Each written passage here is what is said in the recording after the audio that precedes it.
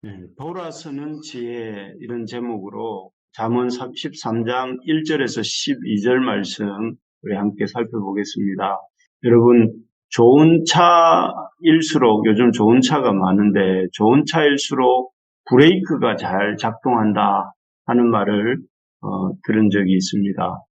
맞는 말인 것 같습니다. 만약에 아주 멋지고 속도감도 좋은 차, 비싼 차인데 결정적인 순간에 브레이크, 제동이 안 된다면 어떻게 될까요? 그 차가 아무리 비싸고 좋은 차라 하더라도 브레이크가 잘 드는 값싼 차보다 더 끔찍한 결말을 맞게 되겠죠.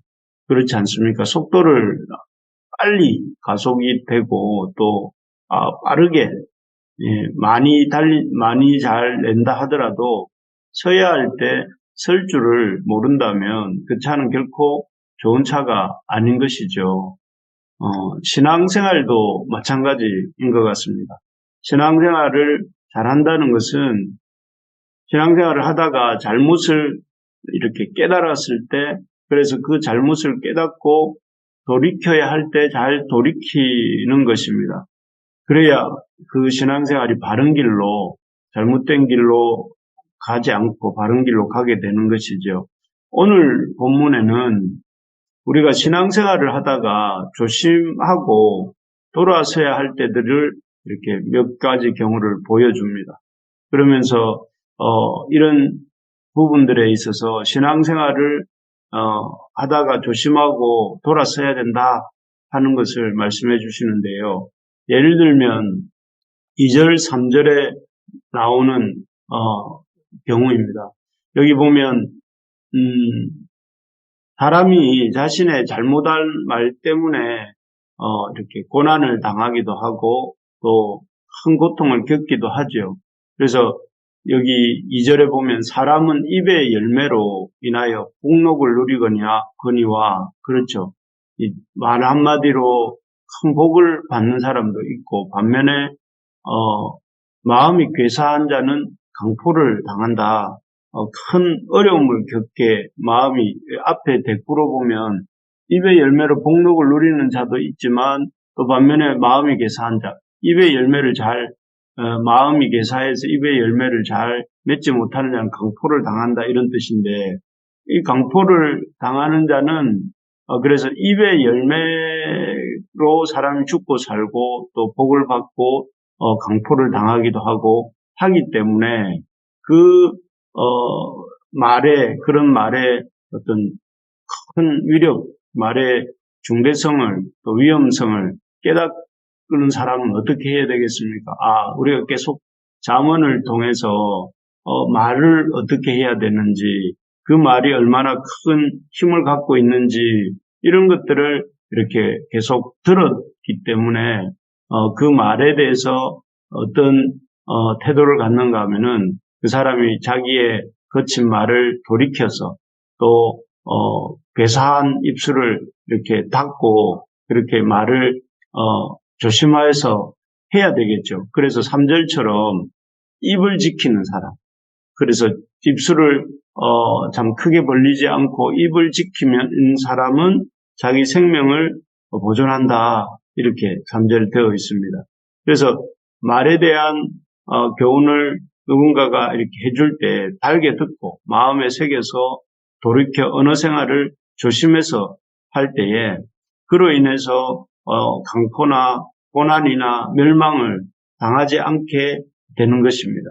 이것이 신앙생활에 작동하는 브레이크 같은 하나님 말씀을 듣고 또는 하나님의 사람들의 말을 듣고 그 말을 듣는 가운데 자기를 돌아보고 자기의 언어 생활을 돌이키는 그래서 그 길로 가지 않는 그런 것이 바로 돌이키는 신앙생활의 모습이고 또 그런 신앙생활에 복이 있다 하는 것입니다.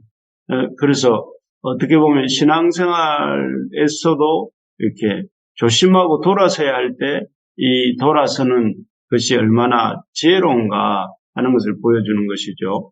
또 6절에서도 이렇게 말씀합니다. 공의는 행실이 정직한 자를 보호하고 악은 죄인을 패망하게 하느니라는 말씀이 여기 나옵니다. 여기 보면 공의는 행실이 정직한 자를 보호하고 악은 죄인을 패망하게 한다. 는 말을 누군가가 들은 사람이 있습니다. 그런데 그 사람이 이 말씀을 듣고 공의는 행실을 정직한 자를 보호하고 악은 죄인을 패망하게 한다는 이 말씀을 듣고서 이 사람이 자신의 정직하지 못했던 행실을 돌이키고 또 악을 자신을 패망케 할 수도 있는 그 악을 미워하면서 참 거짓말하지 않는 악을 버리는 삶을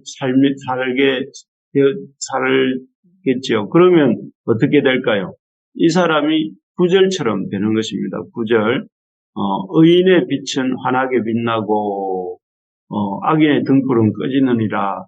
그 삶의 모습이 환하게 빛처럼 환하게 빛나게 되고 또 그 삶이 꺼지지 않는 그런 놀라운 은혜를 받게 되는 것이죠. 그래서 참 하나님 말씀을 듣고 돌이키는 것, 하나님 말씀을 듣고 그 말씀에 자신을 비추어 보고 그 말씀 앞에서 자신의 잘못된 행실을 버리고 바른 행실로 돌아오는 것, 그런 사람이 잘하는 신앙생활을 하고 있는 것이고 또 그런 사람들에게 하나님의 복이 임한다 하는 것입니다. 우리 신약 성경 누가복음 15장에도 둘째 아들 얘기, 집 나간 둘째 아들 얘기 우리가 너무 잘 알지 않습니까? 아버지에게 받은 분깃을 그가 먼 나라에 가서 아주 방탕한 삶을 살면서 다 허비를 하지요. 다 허비한 후에 빈털터리가 되어서 그때서야 자신이 하나님과 아버지께 큰 죄를 지었다는 것을 깨닫습니다. 그래서 어떻게 합니까? 고향으로 돌아가죠. 자기의 잘못을 깨닫고 고향으로 돌아가서 자신을 품꾼 중에 하나로 봐달라고 하면서 이렇게 아버지께로 돌아갑니다.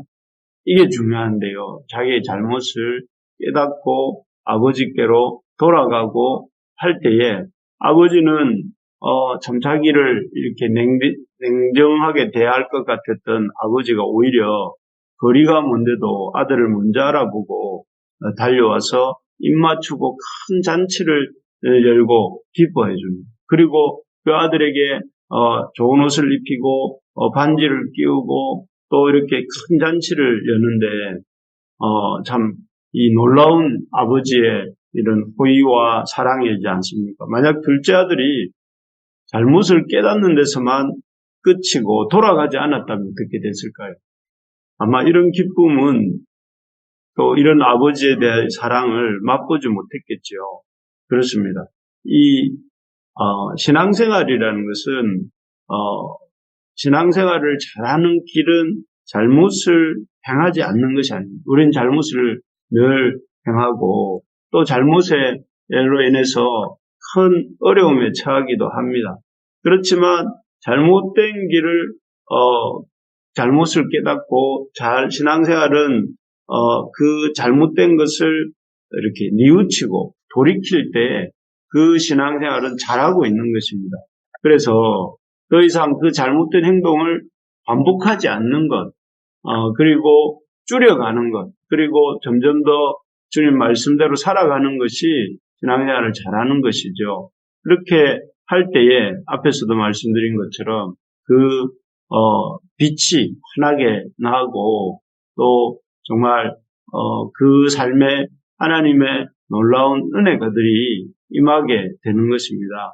하나님께서 정말 그렇습니다. 하나님께서 우리의 잘못을 깨닫게 해주실 때에 쓸데없는 고집을 우리가 피우지 말고 그 잘못된 것들을 인정하고 또 회개함으로 주님께 돌이키는 우리가 될 수 있어야 되겠습니다.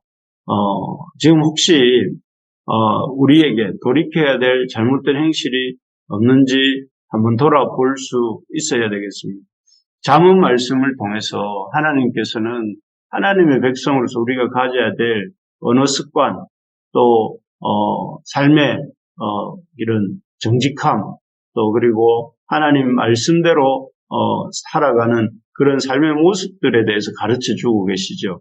그런데 그런 말씀들을 통해서 하나님 우리에게 깨닫게 해주시는 우리의 언어 습관이나 또 불의한 행동이나 또는 잘못된 말이 있다면 그 잘못을 우리가 깨달았다면 돌이키고 또 그 돌이키어서 주님이 기뻐하시는 바른 언어 습관, 바른 행동, 그리고 의로운 행동, 이런 것들을 행할 수 있도록 우리가 우리의 태도를 새롭게 하면 하나님께서는 우리의 잘못들에 대해서 용서해 주시고 돌아온 아들을 환대하시는 것처럼 용서해 주시고 우리의 얼굴을 해와 같이 환하게 빛나게 해 주실 줄로 믿습니다. 이 아침에 기도할 때에 우리의 잘못된 것들을 고백하고 돌이키겠다고 결심하고 또 그렇게 돌이키는 우리가 됩시다. 내가 하나님 앞에서 하나님이 주시는 신앙 양심 앞에서 거리끼는 것들이 있다면 그것을 돌이켜야 되겠습니다. 그리고 또 하나님의 참 백성으로서 우리 참 삶의 행실 가운데 돌이켜야 될 것들, 잘못된 것들을 있으면 주님 앞에 이 아침에 고백하고 기도하는, 그래서 주님의 도우심과 새롭게 하심을 경험하는, 그리고 새로워지는 우리의 삶이 될 수 있기를 간절히 소망합니다.